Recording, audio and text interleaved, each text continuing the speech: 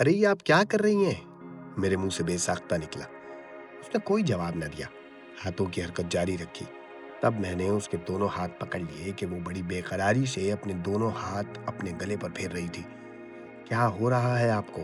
میں نے فکر مندی سے پوچھا۔ میرا دم گھٹ رہا ہے، ندرت نے بمشکل ہی جواب دیا ہوگا۔ اس کے ہاتھ برف کی طرح ہو رہے تھے۔ میں نے جلدی جلدی اس کے ہاتھ کی پشت کو رگڑنا شروع کر دیا۔ اس نے بڑی نرمی سے اپنے ہاتھ چھڑا لیے اور انہیں پھر سے گلے پر پھیرنے لگی۔ اتنے میں سرورت بھی متوجہ ہو گئی۔ بڑی تشویش سے بولی، آپ ہی کیا ہوا ہے؟ خیر تو ہے؟ سرورت تم ایسا کرو کہ میں گھر چلتی ہوں، مجھ سے بیٹھا نہیں جا رہا، تم ان کے ساتھ فلم دیکھ کر آ جانا، ندرت نے بدستور گلا دباتے ہوئے کہا۔ ابھی میں تو اکیلے آپ کو ایسے نہیں جانے دوں گی، سرورت نے بے قرار ہو کر کہا۔ میں بھی ساتھ چلتا ہوں۔ ظاہر ہے میں ان دونوں کو تنہا کس طرح جانے دیتا۔ میں بلا تحمل اٹھ کر کھڑا ہو گیا۔ سرورت نے ندرت کو سنبھال لیا۔ میں انہیں پیچھے چھوڑ کر ہال سے باہر نکل آیا کہ ان کے باہر آنے سے پہلے میں ٹیکسی کا انتظام کر سکوں۔ گھر آ کر سرورت نے اسے بیڈ پر لٹا دیا اور اس کے ہاتھ پاؤں دبانے لگی۔ میں بیڈ کے قریب بڑے اسٹول پر بیٹھ گیا تھا۔ مجھے ذرا ایک سگریٹ سلگا دیں، ندرت نے سر اٹھا کر مجھ سے کہا۔ اچھا۔ میں نے پیکٹ سے ایک سگریٹ نکالا اور اسے منہ میں لیے بغیر ماچس کی تیلی سے سلگایا اور اس کی طرف بڑھا دیا۔ ندرت نے گہرے گہرے کش لیے۔ اچھا، میں پڑوس سے ڈاکٹر کو بلا لوں کیا؟ اس سے صاف انکار کر دیا۔ کہنے لگی، میں تھوڑی دیر میں ٹھیک ہو جاؤں گی، ویسے بھی ڈاکٹر ابھی گھر پر نہ ہوگا، وہ 12 بجے کے بعد آتا ہے۔ سرورت کے ہاتھ پاؤں دبانے اور سگریٹ نوشی نے اس کی حالت کو بہتر کر دیا تھا۔ اب وہ بڑی حد تک پرسکون انداز میں لیٹی ہوئی تھی۔ آپ ہی چائے بناؤں آپ کے لیے؟ سرورت نے اس کی حالت بہتر دیکھ کر پوچھا۔ ہاں فوراً بنا لو، ندرت نے اسے پیار سے دیکھتے ہوئے کہا۔ جب وہ کمرے سے نکل گئی تو ندرت مجھ سے مخاطب ہو کر بولی، بڑی پیاری لڑکی ہے یہ، کس قدر خیال رکھتی ہے میرا۔ یہ دم گھٹنے کی شکایت کیا اس سے پہلے بھی کبھی آپ کو ہوئی ہے؟ ہاں کبھی کبھی، 1-2 سال میں مجھ پر یہ کیفیت طاری ہوئی جاتی ہے۔ مجھے ایسا محسوس ہوتا ہے جیسے میں کسی قبر میں بند ہوں۔ چائے وائے پینے کے بعد جب ندرت کی طبیعت مکمل طور پر بحال ہو گئی تو میں نے جانے کی اجازت چاہی۔ ندرت فوراً سے بولی، اب اتنی رات گئے، گھر جا کر کیا کریں گے آپ؟ یہیں سو جائیں۔ اتنی رات تو نہیں ہوئی ہے، صرف 11:30 بجے ہیں، کراچی میں تو بڑی مشکل سے رات ہوتی ہے۔ چلا جاتا ہوں، آپ لوگوں کو خواہ زحمت ہوگی، تکلف چھوڑ دیں، اس تنہا گھر میں بھی آپ نے جا کر سونا ہی ہے نا، تو یہیں سو جائیں، کیا فرق پڑے گا آپ کو؟ کیوں سرورت، ٹھیک کہہ رہی ہوں نا میں؟ ندرت نے سرورت سے گواہی لے لی۔ بالکل ٹھیک کہہ رہی ہیں آپ ہی آپ، سرورت نے ہاں میں سر ہلا دیا۔ اس کے بعد ان دونوں کے بے حد اصرار نے مجھے وہاں ٹھہرنے پر مجبور کر دیا۔ وہ رات میری آنکھوں میں کٹی، ندرت نے مجھے سونے نہ دیا، اور اچھا ہی ہوا جو میں نہ سویا، ورنہ جو سویا اس نے کھویا والی بات ہو جاتی۔ میں نے اس رات جاگ کر بہت کچھ پایا، وہ رات اصل دوستی ثابت ہوئی۔ سرورت کے اصرار پر پہلے تو ہم لوگوں نے لوڈو کھیلا، اس کے بعد رمی جمائی۔ رمی کھیلتے کھیلتے سرورت کو جوائیاں آنے لگی۔ آپی اب مجھے تو آ رہی ہے نیند، سرورت نے منہ پر ہاتھ رکھتے ہوئے کہا۔ ٹھیک ہے تم سو جاؤ، چائے وغیرہ کی تو ضرورت نہیں ہے نا آپی؟ نہیں، ضرورت ہوگی تو میں خود بنا لوں گی۔ اچھا آپی، شب بخیر، یہ کہہ کر وہ اپنے کمرے میں چلی گئی۔ سرورت کے جانے کے بعد کمرے میں گہرا سکوت چھا گیا۔ وہ خاموشی سے بیٹھی اپنی انگلیاں چٹکا رہی تھی اور میں تاش کی گڈی ہاتھ میں لیے اسے پھینٹتا جا رہا تھا۔ کچھ دیر کے بعد ندرت بیڈ سے اٹھی، کھڑے ہو کر اس نے ہلکی سی انگڑائی لی اور پھر دروازے کی طرف بڑھتے ہوئے بولی، دروازہ بند کر دوں؟ ڈریں گے تو نہیں؟ نہیں، میں تو نہیں ڈروں گا، دروازہ بند ہوتے دیکھ کر کہیں سرورت نہ ڈر جائے، میں نے ہنستے ہوئے کہا۔ نہیں، سرورت بہت سمجھدار لڑکی ہے، وہ میری تمام عادتوں سے واقف ہے اچھی طرح۔ नुसरत ने बड़ी लापरवाही से कहा और मेरा जवाब सुने बगैर ही खड़ाक से दरवाजा बंद कर दिया। फिर मुस्कुराती हुई पलटी और बोली, जूतों के बंद खोल लीजिए, आराम से पांव फैलाकर बैठ जाइए, आज की रात मैं आपको सोने नहीं दूंगी। ये जुमला मेरे सर पर हथौड़े की तरह पड़ा। मैं संभल कर बैठ गया। मेरे मुंह से बेख्तियार निकला, क्या इरादे हैं आपके? क्या इरादे हो सकते हैं, आप बताइए। उसने उल्टा मुझसे सवाल कर दिया। मैं आपके बारे में आज तक कोई राय कायम न कर सका हूँ। अगर गलती से कोई राय कायम भी कर लेता तो वो ज्यादा देर बरकरार नहीं रहती है। आप कदम कदम पर हैरान कर देती हैं मुझे, और मैं आपका सिर्फ मुंह तकता रह जाता हूँ। मैंने बड़ी सफाई से अपनी राय का इजहार कर दिया। मेरी बात सुनकर उसने जोरदार कहका लगाया और देर तक हंसती रही, यहाँ तक कि मैं उसकी हजियानी हंसी से आजिज आ गया। अचानक उसने हंसते हंसते सर उठाया और अपने चेहरे पर संजीदगी तारी करते हुए बोली, मेरे लिए दिल में कोई बुरा ख्याल मत लाइएगा। आप जानते हैं कि मैं कराटे की माहिर हूं। उसके इस जवाब से मुझे ज़हनी झटका महसूस हुआ। इस मर्तबा मैं फिर उसका मुंह तकता रह गया। या इलाही, ये क्या चीज़ है? कहीं अंदर के गोशे से आवाज़ आई, मैं आपको एक कैसेट सुनवाती हूँ। ये दरवाज़ा मैंने इसीलिए बंद किया है कि इसकी आवाज़ सरवत के कानों तक न जाए। मैं उसका दिल दुखाना नहीं चाहती। ये कहकर उसने अलमारी खोली और उसके सेब से एक कैसेट निकाला। मैं उसे खामोशी से देखता रहा। मैंने कोई सवाल न किया। ये एक खुफिया कैसेट है, इसे ज़रा सब्र तहम्मुल से सुनिएगा। ये बात उसने कुछ अजीब से लहजे में कही थी। मैंने भी कह दिया, जी बेहतर। मैं इस कैसेट के बारे में कतन अंदाज़ा न कर पाया कि इसमें क्या भरा हुआ है। उसके खुफिया कहने से मुझे शुबा हुआ कि शायद ये कैसेट शहर के किसी बड़े आदमी से मुताल्लिक है, कोई ऐसी गुफ्तगू जिसे नुदरत टेप करने में कामयाब हो गई। लेकिन नहीं, अगर ऐसा होता तो वो दरवाज़ा बंद न करती। दरवाज़ा उसने इसलिए बंद किया था कि उस कैसेट की आवाज़ सरवत तक न पहुंचे। इसका मतलब ये है कि इसका ताल्लुक सरवत से है। टेप ऑन हुआ तो एक औरत की आवाज़ उभरी। उसके बाद एक मर्द की आवाज़ सुनाई दी। दोनों के दरमियान बाजारी गुफ्तगू जारी थी। तीसरे दर्जे की रुनुमाई मुकालमे दोहराए जा रहे थे। टेप सुनते सुनते मैंने यूं ही नुदरत के चेहरे पर निगाह ली तो मैंने उसके चेहरे पर गुस्से के असरात नुमाया होते हुए देखे। उसने अपने होंठ काटने शुरू कर दिए थे, अपना मुंह दूसरी तरफ फेर लिया। कैसेट धीमी आवाज में बज रहा था। अब उन दोनों की गुफ्तगू इंतहाई लिच्चड़ अंदाज इख्तियार कर गई थी। ऐसी बातें हो रही थीं जिन्हें न कलम लिख सकता था और ना ही अपनी जबान से अदा कर सकता हूं। बंद करें इसे, मेरे लिए ये टेप नाकाबिले बर्दाश्त हो गया है। नुदरत ने मुझे हाथ के इशारे से सब्र करने का इशारा किया, लिहाजा मैं फिर से कैसेट सुनने लगा। उन दोनों की गुफ्तगू तमाम अखलाकियात को बालाए ताक रख चुकी थी। उनकी फहश गुफ्तगू सुनते हुए मेरा जहन भटक रहा था। मैं सोच रहा था कि ये कौन लोग हैं? नुदरत मुझे ये इखलाक सोच टेप क्यों सुना रही है? सरफत का इस टेप से क्या ताल्लुक है? ये मेरी समझ में नहीं आया था, और ना ही मुझे इस टेप का कोई वास्ता नुदरत से दिखाई दे रहा था। फिर नुदरत उस टेप को सुनवा कर मुझसे क्या फायदा हासिल करना चाहती है? अभी मैं इन्हीं ख्यालात में उलझा हुआ था कि अचानक मर्द ने नुदरत का नाम लिया। मैं चौंक पड़ा। वो कह रहा था, अगर इस हालत में नुदरत ने हमें देख लिया तो? अरे किस अहमक का नाम ले लिया, उसका जिक्र करके फिजा ना खराब करो। औरत की आवाज सुनाई दी। तब ही नुदरत ने आगे बढ़कर टेप बंद कर दिया और बेड पर औंधे मुंह लेटकर सिसकियां भरने लगी। मेरे लिए ये इंतहाई संगीन सूरत हाल थी। मुझे समझ में नहीं आ रहा था कि मैं अपना रद्द अमल किस तरह जाहिर करूं। मैं उसे किन लफ्जों में तसल्ली दूं? मैं उससे क्या कहूं? 2-3 मिनट तक मैंने उसे रोने दिया कि दिल का गुबार कुछ हल्का हो जाएगा।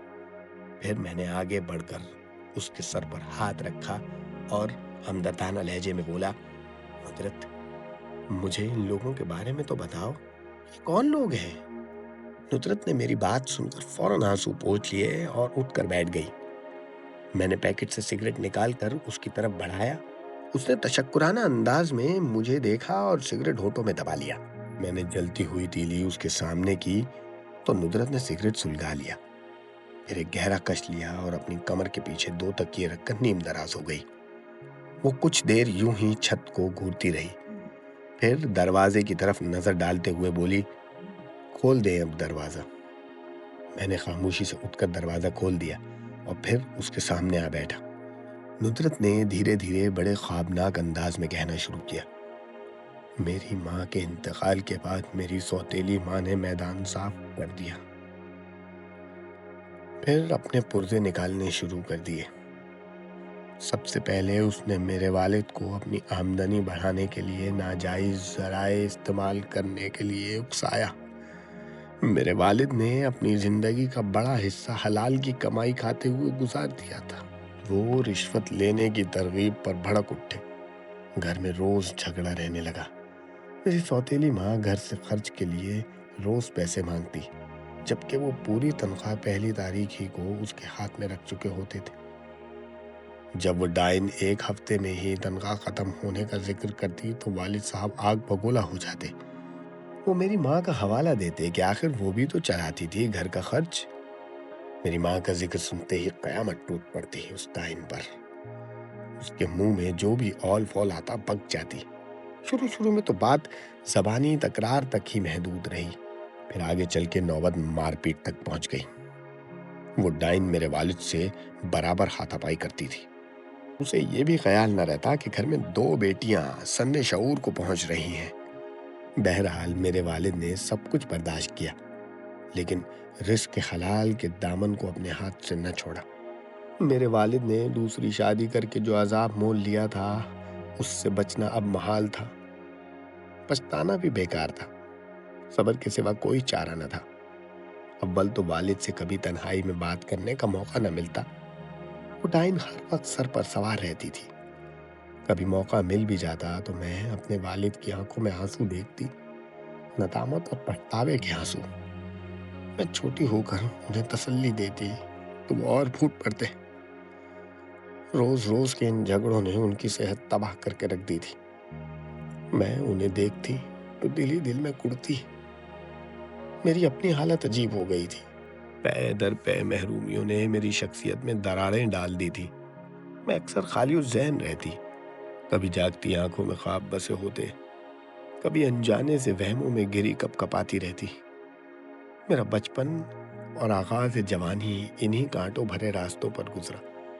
بعض اوقات تو عجیب جنونی سی کیفیت ہو جاتی، جی چاہتا کپڑے پھاڑ کر گھر سے نکل جاؤں۔ اس گھر میں اگر کہیں امید کی کرن موجود تھی تو وہ تھی ثروت۔ ثروت ہی میری دل جوئی کرتی۔ وہ آہستہ آہستہ میرے قریب آتی گئی۔ اسے اپنی سگی ماں سے نفرت تھی، اور وہ نفرت کرنے میں حق بجانب تھی۔ میرے والد سے شادی سے پہلے کے جو واقعات اس نے اپنی ماں کے سنائے تھے، وہ اچھے بھلے آدمی کے لیے عذاب سے کم نہ تھے۔ اس ڈائن کی عیاشیوں کی داستان بڑی طویل تھی، اور میرے والد سیدھے سادھے آدمی تھے۔ اس کی جال میں پھنس گئے تھے، اور جال میں پھنسنے کے بعد تمام تر اذیتیں برداشت کرنے کے باوجود انہوں نے آج تک جال کاٹنے کے بارے میں نہ سوچا تھا۔ ویسے شادی کے بعد بظاہر کوئی اسکینڈل اس ڈائن کا ہمارے سامنے نہیں آیا تھا، لیکن نہ جانے کیوں ثروت کو شبہ ہی رہتا تھا، کیونکہ چور چوری سے جاتا ہے، ہیرا پھیری سے نہیں جاتا۔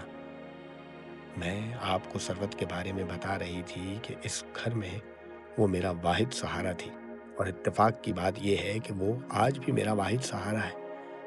ان دنوں ہم ایک چارپائی پر لیٹے رات گئے خزر پھزر کرتے رہتے تھے کہ اس ڈائن کی ڈانٹ سنائی دیتی اور ہم دل پر پتھر رکھ کر خاموشی اختیار کر لیتے۔ ہم دونوں کے درمیان خلوص و محبت دیکھ کر اس ڈائن نے کئی بار ہمیں لڑانا چاہا، لیکن اس کی ہر کوشش ناکام رہی۔ وقت تیزی سے گزرتا جا رہا تھا۔ گھر میں لڑائی جھگڑا بدستور جاری رہا۔ اب وہ میرے والد کے ساتھ توہین آمیز سلوک کرنے لگی تھی، اور دوسری طرف میرے والد تھے کہ اس کی نازیبا حرکتیں بڑی خندہ پیشانی سے برداشت کر جاتے۔ پھر وہ رات آئی، وہ بھیانک رات جب میرے والد اچانک مجھ سے جدا ہو گئے۔ ابھی ہمیں سوئے زیادہ دیر نہ ہوئی تھی کہ میری سوتیلی ماں عرف ڈائن نے مجھے جگایا اور والد کی طبیعت کی خرابی کی اطلاع دی۔ شام تک تو وہ بالکل ٹھیک تھے۔ میں ہڑبڑا کر اٹھ بیٹھی، بھاگ کر دوسرے کمرے میں پہنچی تو میرے والد بستر پر نڈھال پڑے تھے۔ میں نے سر کے نیچے ایک اور تکیہ رکھ کر گردن اونچی کی۔ وہ غنودگی کے عالم میں تھے۔ میں نے ان کی پیشانی پر ہاتھ رکھا تو انہوں نے بمشکل آنکھیں کھولی اور بڑے رخت آمیز لہجے میں بولے کہ ندرت مجھے معاف کر دینا۔ بس اتنا سننا تھا کہ میرا کلیجہ کٹ گیا۔ میں روتے ہوئے ان سے کہا، ابو آپ نیک اور شریف آدمی ہیں، مجھے آپ سے کوئی شکایت نہیں ہے، یہ سب کچھ تقدیر کا کیا ہے۔ میرا جواب سن کر انہوں نے کوشش کر کے ایک مرتبہ آنکھیں اور کھولی، مجھے غور سے دیکھا، پھر ان کی آنکھیں خود بخود بند ہو گئیں۔ اچانک انہوں نے خون کی قے کی۔ اس قے سے پہلے خون کی 2 قے اور ہو چکی تھی، یہ تیسری قے سب سے بڑی اور آخری تھی۔ ان کی موت کے صدمے سے میں اپنے ہوش گنوا بیٹھی تھی۔ جب میں ہوش میں آئی تو میں نے اپنا سر کسی کی گود میں محسوس کیا۔ آنکھیں کھولی تو وہ ثروت تھی۔ ثروت کو اپنی طرف محبت سے دیکھتے ہوئے بایا۔ میری ماں نے اس ڈائن کے بارے میں کہا تھا کہ یہ ٹونے ٹوٹکے کرنے والی عورت ہے۔ جب میرے والد کا اس طرح انتقال ہوا تو آس پڑوس کے لوگوں نے کالے جادو کا ذکر کیا۔ خود ثروت کا بھی یہی خیال تھا کہ میرے والد کی موت کسی سفلی عمل کے سبب ہوئی ہے۔ ممکن ہے کہ ایسا ہی ہوا ہو، لیکن اس بات کو ثابت کرنا آسان نہ تھا۔ بات آئی گئی ہو گئی۔ وقت نے مرہم بن کر میرے والد کی موت کو ذہن سے محو کر دیا۔ والد کی موت کے بعد اس ڈائن کا رویہ یکسر بدل گیا۔ وہ میرے ساتھ اچھی طرح پیش آنے لگی۔ والد کی زندگی میں تو وہ مجھ سے سیدھے منہ بات کرنا بھی گوارا نہ کرتی تھی۔ اس تبدیلی کے پیچھے کیا راز تھا، اس کا بھید کئی سال بعد کھلا۔ اب ڈائن کا گھر میں بہت کم وقت گزرتا تھا۔ میں نے اور ثروت نے پڑھائی کے ساتھ ساتھ سلائی کا کام بھی شروع کر دیا تھا، تاکہ گھر کے اخراجات کسی طور پورے ہو جائیں۔ گھر چلانے کا کام ہم دونوں کی سپرد، اور وہ ڈائن ہمیں ہر ہفتے اس مد میں کچھ نہ کچھ رقم دیتی تھی۔ اس کی آمدنی کا کیا ذریعہ تھا، اس کے بارے میں ہمیں صحیح طور پر کوئی علم نہ تھا۔ اب وہ باقاعدگی سے صبح گھر سے نکلتی اور شام کو لوٹتی تھی۔ کبھی کبھی ایسا ہوتا کہ شام کو جاتی اور رات گئے واپس ہوتی۔ وہ کہاں جاتی تھی، اس کے بارے میں اس نے ہمیں کبھی کھل کر کچھ نہیں بتایا تھا، اور نہ ہی میں نے اس بات کی ضرورت سمجھی تھی کہ اس کے پیچھے بھاگتے پھروں۔ ایک مرتبہ اس نے لاہور جانے کا ارادہ کیا۔ ہمیں اس کے لاہور جانے پر کوئی اعتراض نہ تھا، لیکن اسے فکر تھی کہ ہم دونوں تنہا کیسے رہیں گے۔ ہم نے اسے یقین دلایا کہ وہ جہاں جانا چاہتی ہے، جو کرنا چاہتی ہے کرے۔ ہمیں اس گھر میں اکیلے رہتے بالکل ڈر نہیں لگتا۔ ہم دونوں ابتدا ہی سے نڈر واقع ہوئی تھی۔ آج بھی آپ دیکھتے ہیں کہ اس گھر میں ہم دونوں تنہا ہی رہتی ہیں، اور خدا کا شکر ہے کہ کبھی کوئی ایسی ویسی بات بھی نہیں ہوئی۔ خیر، وہ ہمارے مطمئن کرنے پر 1 ہفتے کے لیے لاہور چلی گئی۔ وہاں اس کے کچھ قریبی عزیز رشتہ دار تھے جن سے ملنے وہ گئی تھی۔ وہ 1 ہفتے کے بجائے 10-12 دن میں لاہور سے لوٹی۔ وہ خاصی خوش تھی۔ اس سفر نے اس کے چہرے کو بھی نکھار دیا تھا۔ لاہور سے واپسی پر اس نے مجھ پر خصوصی توجہ دینی شروع کر دی۔ میری ذرا سی بات کا خیال رکھنے لگی، مجھے کئی جوڑے کپڑے بنا کر دیے، کچھ میک اپ کا سامان بھی لا کر دیا۔ میں بتا چکی ہوں کہ وہ ڈائن نہایت شیریں زبان تھی۔ وہ آدمی کے پیٹ میں گھس کر بیٹھ جاتی تھی۔ اپنی چرب زبانی اور لچھے دار گفتگو سے ایسا سحر کرتی کہ آدمی یہی سمجھتا کہ اس سے بڑا خیر خواہ اس دنیا میں اور کوئی ہے ہی نہیں۔ مجھ پر بھی اس نے لفظوں کا جال پھینکا، ایسا سحر پھونکا کہ میں سب کچھ جانتے ہوئے بھی اس پر ایمان لے آئی۔ میں میٹرک کا امتحان دے چکی تھی اور عمر کے اس حصے میں تھی جب آنکھوں پر رنگین اینک لگ جاتی ہے۔ دنیا کی ہر شے رنگین دکھائی دینے لگتی ہے۔ اب وہ ڈائن بڑے خلوص سے میری شادی کا ذکر کرنے لگی۔ کہ اپنی ندرت کے لیے ایسا لڑکا تلاش کروں گی، ویسا لڑکا تلاش کروں گی کہ میری بیٹی زندگی بھر عیش کرے گی۔ ایک تو بار وہ ہم دونوں کو باہر سیر کرانے اور فلم دکھانے کے لیے بھی لے گئی۔ اس ڈائن کی سکی بیٹی ثروت نے مجھے اپنی ماں کے اس رویے کی تبدیلی پر چوکنا رہنے کی تلقین بھی کی، لیکن میری آنکھوں میں پٹی بن چکی تھی۔ میں نے اس کی بات کو ہنس کر ٹال دیا۔ ایک شام کو اس نے ہم دونوں کو تیار ہونے کے لیے کہا۔ کلفٹن جانے کا پروگرام بنا۔ اس روز وہ کچھ بے چین سی تھی۔ وہ بار بار دروازے کی طرف جاتی، دروازے سے باہر جھانکتی اور پھر مسکراتی ہوئی واپس آ جاتی۔ اس وقت میں نے اس کی اس حرکت کا کوئی نوٹس نہ لیا، لیکن آج میں یہ بات اچھی طرح جانتی ہوں کہ وہ دروازے پر یوں ہی نہیں جا رہی تھی، اسے کسی کا انتظار تھا۔ خیر، ہم لوگ تیار ہو کر باہر نکلنے ہی والے تھے کہ دروازے پر دستک ہوئی۔ وہ ڈائن تیر کی طرح دروازے کی طرف بھاگی اور جب واپس آئی تو اکیلی نہ تھی، اس کے ساتھ ایک لڑکا تھا۔ وہ اس لڑکے کو لیے ہوئے کمرے میں چلی آئی۔ میں نے جلدی سے اپنا دوپٹہ درست کیا اور حیرت سے آنے والے کو دیکھنے لگی۔ تب اس ڈائن نے اس لڑکے کو اپنا کوئی دور کا رشتہ دار بتایا اور اس طرح ظاہر کیا جیسے وہ اچانک ملنے آ گیا تھا، حالانکہ وہ باقاعدہ بلاوے پر آیا تھا اور اس ملاقات کا وقت بھی طے تھا۔ یہی لڑکا تھا جس کا نام شاہد تھا، بعد میں میرا شوہر بنا، اور اسی سے مجھے یہ معلوم ہوا کہ وہ اس دن مجھے دیکھنے آیا تھا، اور یہ محض اتفاق نہ تھا۔ اس دن وہ بھی ہمارے ساتھ کلفٹن گیا۔ مجھے شاید پہلی نظر میں ہی اچھا لگا۔ جب اس ڈائن نے مجھے بتایا کہ وہ اس سے میری شادی کرانا چاہتی ہے تو میں بالکل بھی انکار نہ کر سکی، شرما کر گردن جھکا لی۔ شاہد ایک دوا ساز کمپنی میں سیلز مین تھا۔ اس کی آمدنی اچھی خاصی تھی، شکل و صورت کا اچھا تھا، شائستہ تھا۔ 24-25 سال عمر ہوگی اس کی۔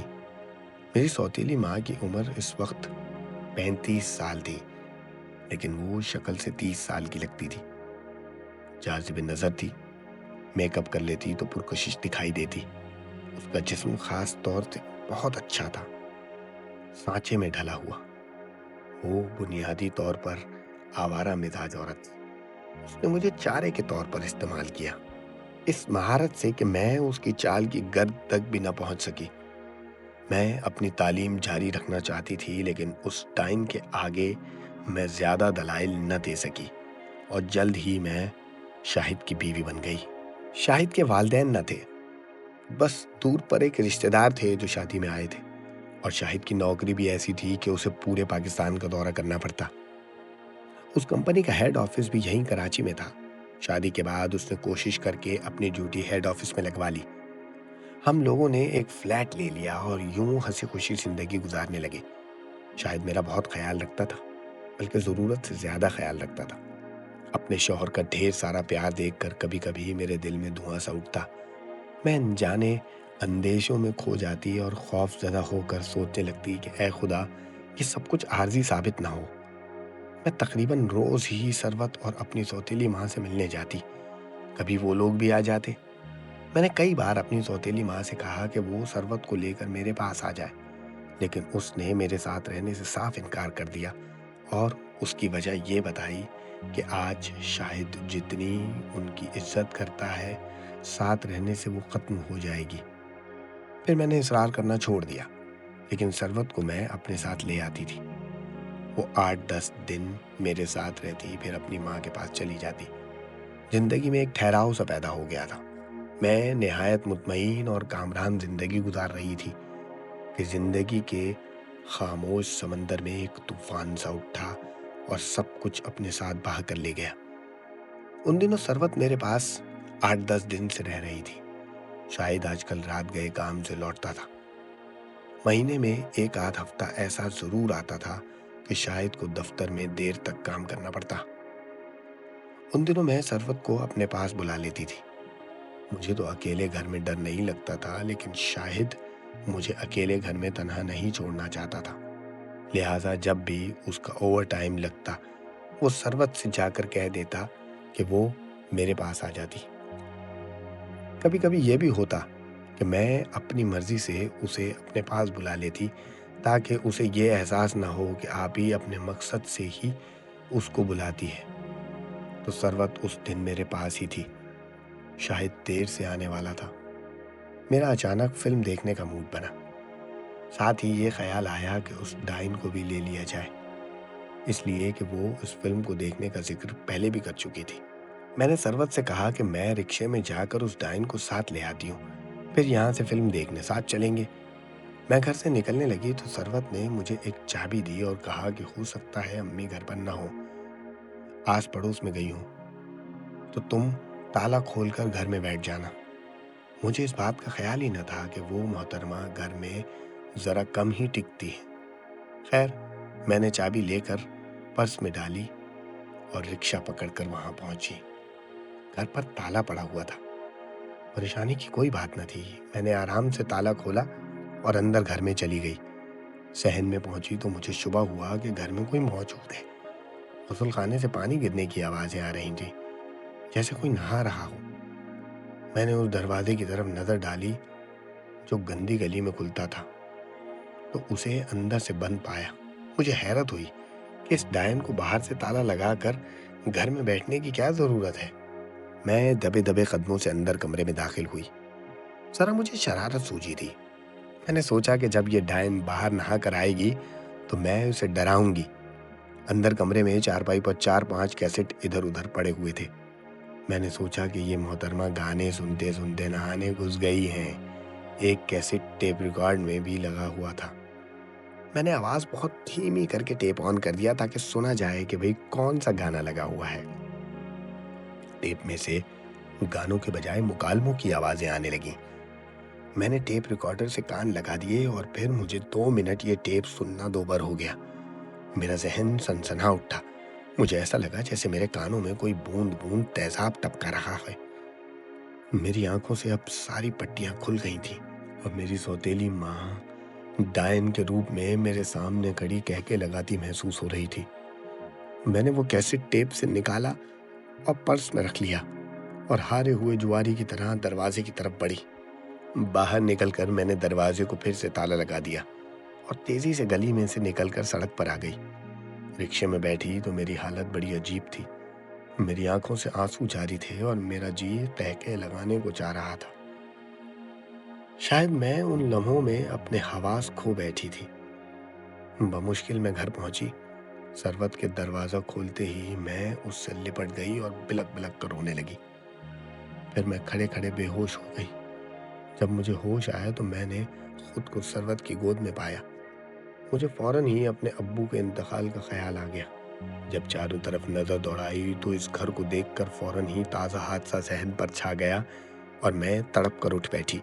میں نے اپنے حواس کو جمع کیا اور اسی وقت میں نے عہد کیا کہ اب میں نہیں روں گی اور حالات کا جان توڑ کر مقابلہ کروں گی۔ پھر میں نے اس کیسٹ کو اپنے ٹیپ میں لگا کر پورا سنا۔ اس ٹیپ کو سن کر ثروت کی بری حالت ہو گئی۔ وہ اپنی ماں کی وجہ سے جیسے خود کو مجرم سمجھنے لگی تھی۔ میں نے اسے سمجھایا اور آئندہ اپنے ارادوں سے اسے آگاہ کیا۔ اس گھر میں میرا رہنا اب محال تھا۔ میں نے طے کر لیا تھا کہ میں اسی وقت اس گھر کو چھوڑ دوں گی اور زندگی بھر شاہد اور اس ڈائن کا چہرہ نہ دیکھوں گی۔ ثروت کا تھا۔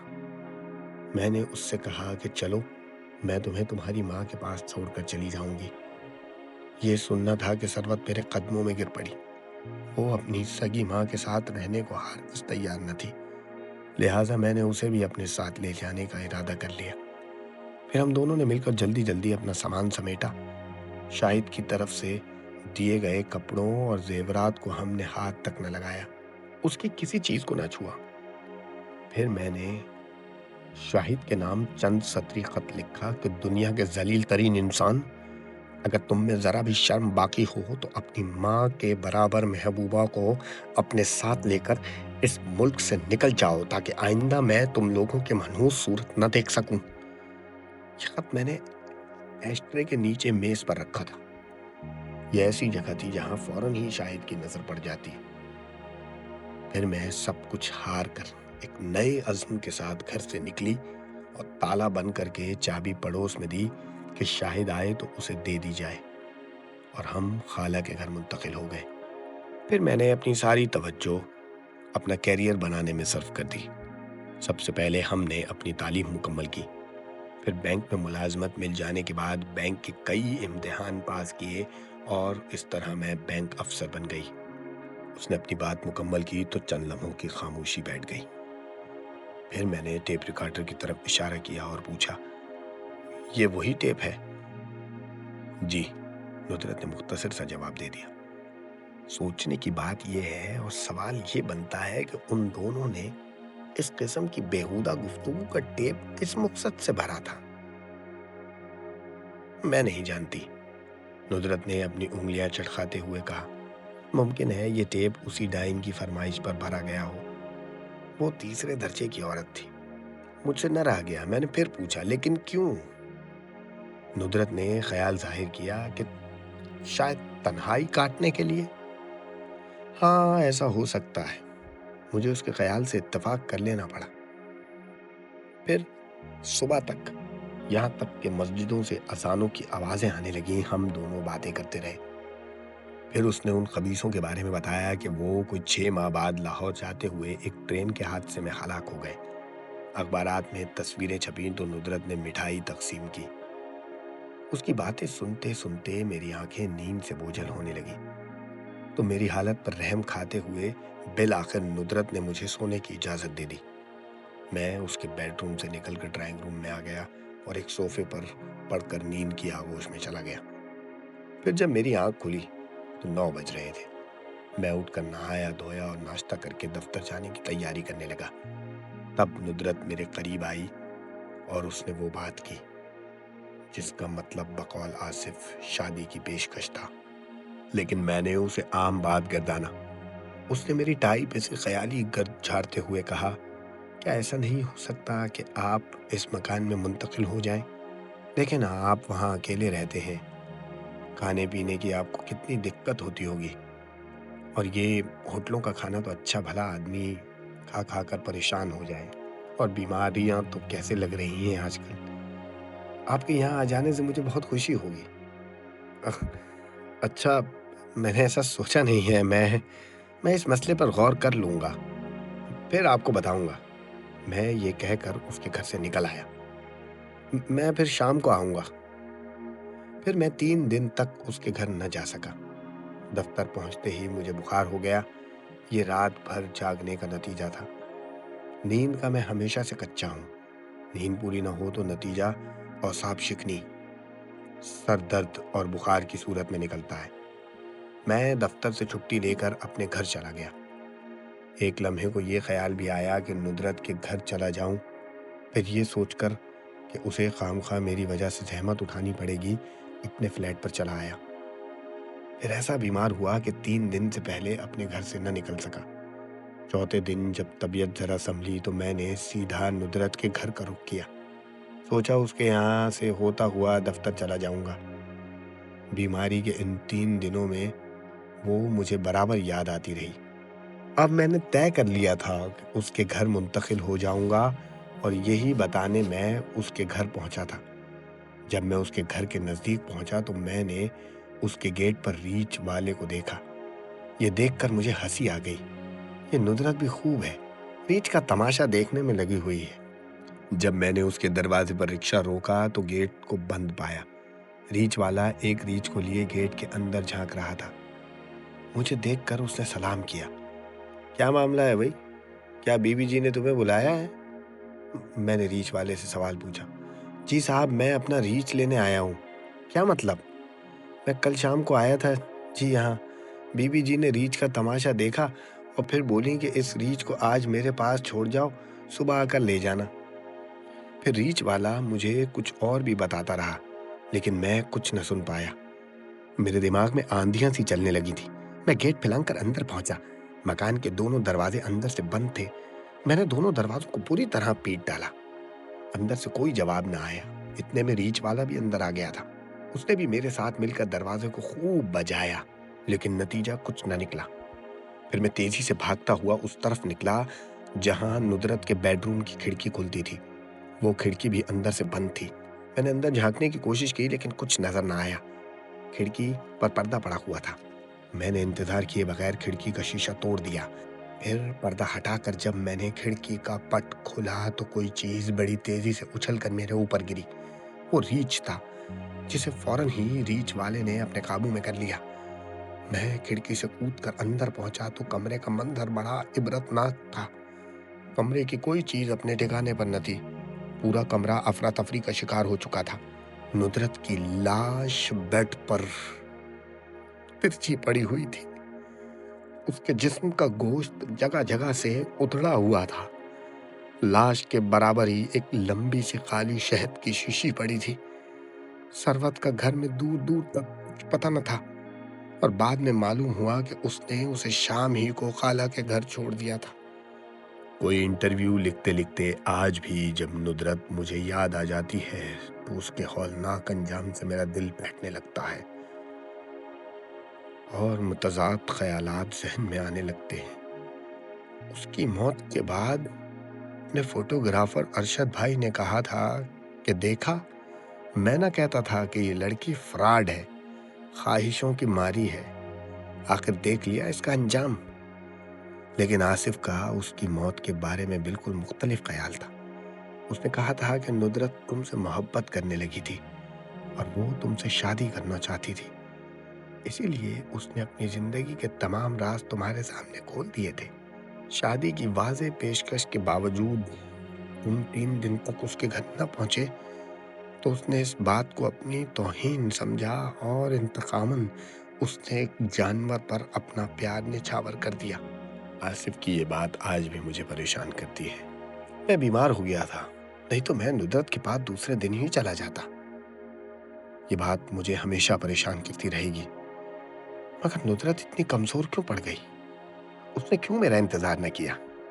میں شاید زندگی بھر ان سوالوں کے جواب تلاش کرتا رہوں گا. لیکن آپ لوگوں کا بہت بہت شکریہ کہ آپ لوگ باقاعدگی سے میری کہانیاں سنتے ہیں. کل انشاءاللہ پھر اس وقت میں ایک نئی کہانی کے ساتھ آپ کے سامنے حاضر ہو جاؤں گا.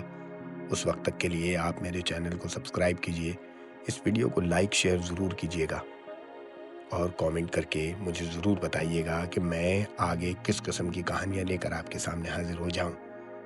آپ لوگوں کا فیڈ بیک میرے لیے بہت زیادہ ضروری ہے اور آپ لوگوں کی سپورٹ رہی تو میں اس چینل کو گرو کر سکوں گا اور اسی طرح مزے مزے کی کہانیاں آپ لوگوں کے ساتھ شیئر کرتا رہوں گا. ہمیشہ کی طرح پھر ایک بات کہوں گا کہ آپ یہ خیال ضرور رکھیے گا کہ آپ کے آس پاس کے لوگ آپ کی ذات سے خوش رہیں. مجھے ہمیشہ اپنی دعاؤں میں یاد رکھیے گا. اپنا ڈھیر سارا خیال رکھیے گا. اللہ حافظ.